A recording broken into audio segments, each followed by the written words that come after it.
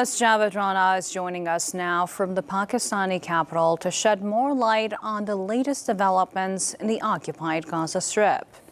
Good to see you, Javed. In just a few days from now, will mark a year since Israel started the war in Gaza. The Israeli forces have killed over 41,000 innocent civilians. What are your observations so far, and which direction do you see this war heading?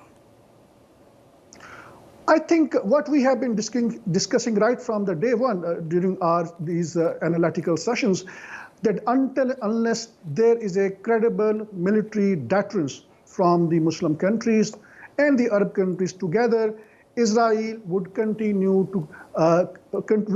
with this genocidal war. Now, this genocidal war is almost has reached to its end in the occupied Gaza. They have already expanded it to the occupied West Bank, occupied Jerusalem, and now they are expanding to in the southern part of Lebanon and the northern part of Israel. So it seems that there is an escalation. The reason we have seen that Iran so far has not retaliated to the killing of Hamas leader, I think that is also maybe part of the reason that Iran is a bit scared that it could expand the war theater.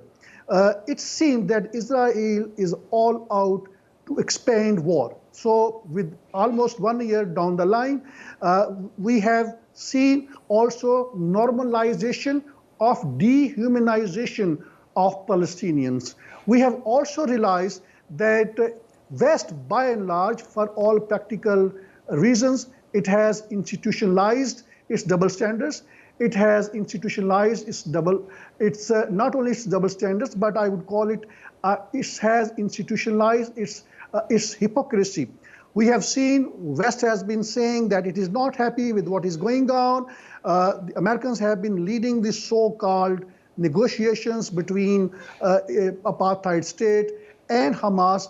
But at the same time, we have realized that USA has been providing a cover to the expansion of this war, has been providing cover to this genocidal war. So far, Israel has managed to either mine, disable, or kill at least 4% population of 2.5 million people in the occupied Gaza. So nonetheless, we have seen that West is for all practical purposes, it is a silent. We have seen a lot of hue and cry by declaring Russian President Putin as a war criminal. But when a proceeding was conducted by the International Criminal Court, we have seen that there was a lot of hue and cry in Washington that it would ban all these officials of the international courts. They would be punished. Hamas has gained politically. Now Hamas is a household name in the West Bank, in everywhere else in the Arab world and the Muslim countries. But more importantly, in the West, where it has been banned, I think there seems to be no greater acceptability for Hamas. People in the West believe that whenever there is any solution of two-state solution, Israel and the West will have to speak to the Hamas as a legitimate force and not the Palestinian Authority, the Fatah, because now the political dynamics has changed. Hamas has conducted a kind of a military operation which Israel never ever witnessed in its history, though it has come at a very, very huge cost. But at the same time, we need to look at a bigger picture. The bigger picture is there are two war theaters in the world. One between Hamas, Hezbollah, Yemeni militant groups on one side, Iran on one side, and then the apartheid state along with entire West on the other side. This is Middle East war theater. The other war theater is Russia on one side, along with Iran, North Korea, and very mutely China. And the other theater is Ukraine, backed by entire Europe and the USA. It's a NATO, entire NATO. NATO weapons are being used now. The kind of incursions which have been made inside Russia, it only indicates that the world is on the verge of a third world war. And that is the apprehensions. And this world needs just 72 minutes to be finished off if there is a nuclear war. Those kind of apprehensions have been made by those who know the nitty-gritties of these wars. And now there are two people who are very dangerous. Netanyahu, and I would call it the establishment, the CIA and Pentagon and the Jewish lobby inside the US. They are doing everything behind the scene. I think in that context, I see the days to come, the weeks to come, and perhaps years to come are going to be very dangerous for the world peace. The U.S. State Department has said that the United States is working with Qatar and Egypt to finalize a ceasefire deal. It's been a year, but no concrete action has been taken by all sides to reach an effective deal. What are the hurdles that mediators are facing at this point? I think there's no hurdle. The hurdle is the only one person, and that is Israeli Prime Minister Netanyahu, because he knows that the day this war ends, that means it's going to be end of his rule. That means that there would be internally investigation as to how Israeli military and intelligence network failed to detect in advance about the incursion of Hamas into the occupied Palestinian territory, which is known as Israeli territory now. So in that context, I think that is one side of it. But I think the bigger issue is that the far right in the apartheid Israel, and I also include Netanyahu as a part of the far right because he's a very extremist and fascist and a habitual liar, and some would call him a pathological liar. I think he is following an agenda of a greater Israel. He's been working for last 2 to 3 decades to make it sure that there is no two-state solution. And that is why I think this Hamas conducted military operation on October 7 last year. The reason being was because had there been not that operation, Saudi Arabia, along with 7 other Muslim countries, would have normalized ties with the apartheid state, and that was the confession made by the then Israeli foreign minister just 2 weeks ago before the military operation on October 7. So I think in that context, the situation there is going from bad to the worst, and we have seen that, as a matter of fact, that the Netanyahu has managed to escalate the war. It has killed the top political leader of Hamas when he was negotiating with Israel for a ceasefire, for a permanent ceasefire. That did not happen.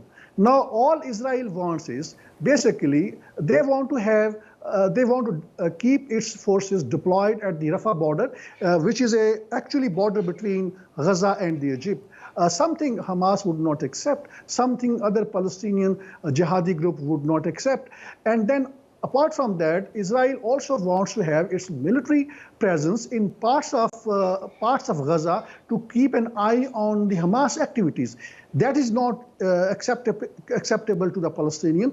So I think since Israel is not willing to give any meaningful concession to Hamas and other militant groups, so it is obvious. I don't see there would be any successful negotiations in days to come.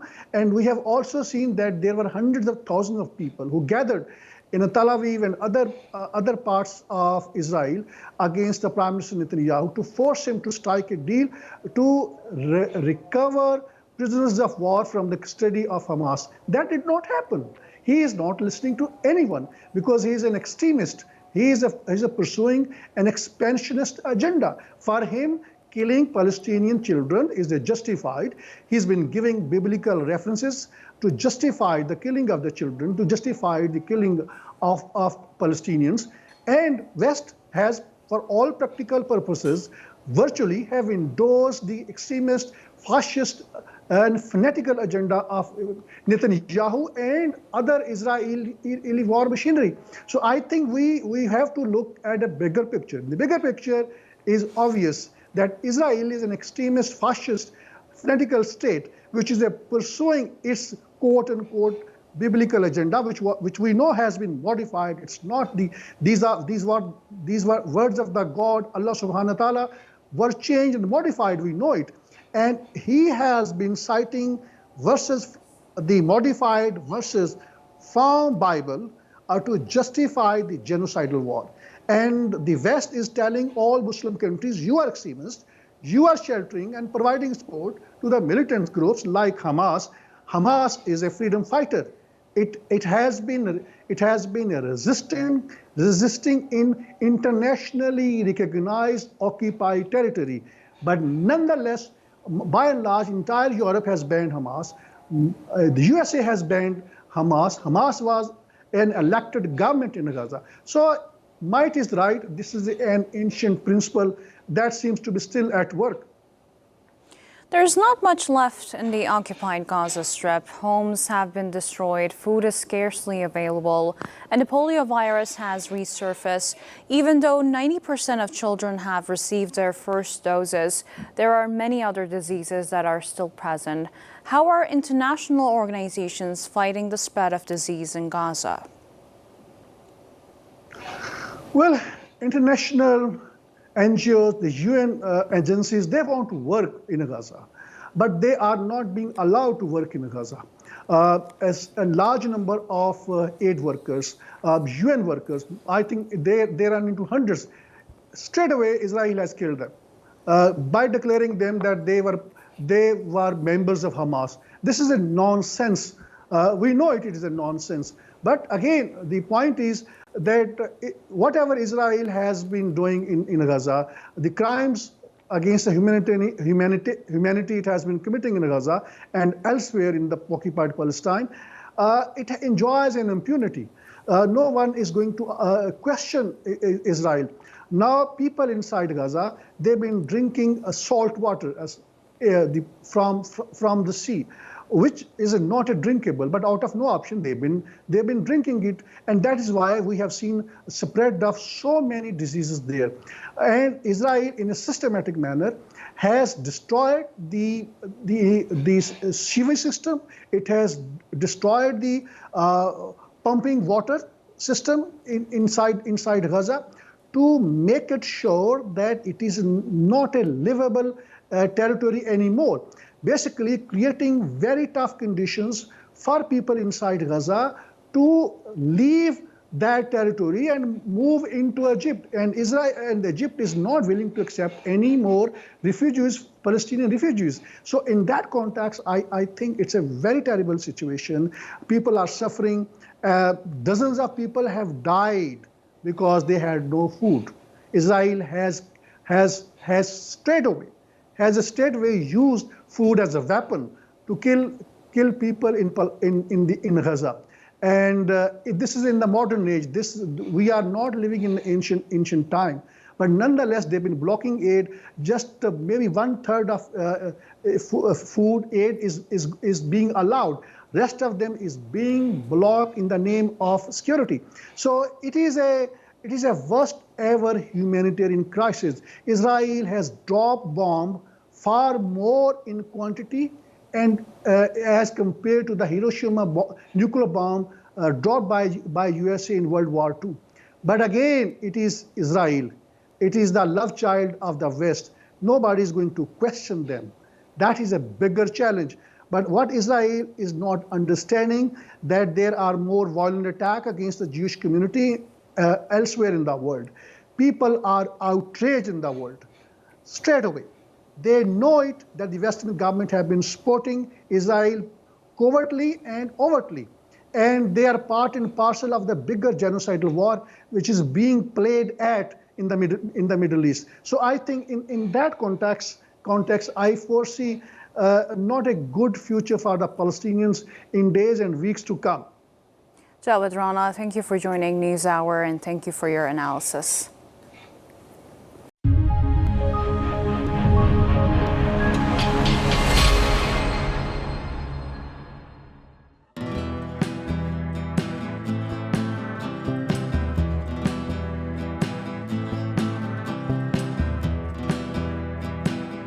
The growing tide of anti-Israel sentiments.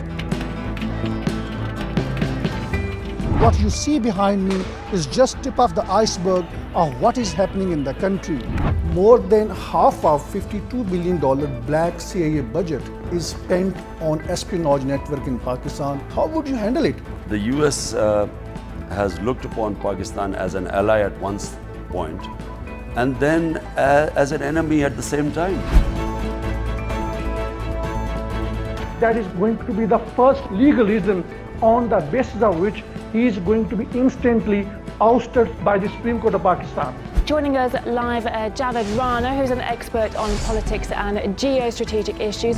In the world politics, which is not being driven by any moral principle, it is being driven by the hard geo-strategic realities. In a broader picture, more countries would aspire to have nuclear weapons.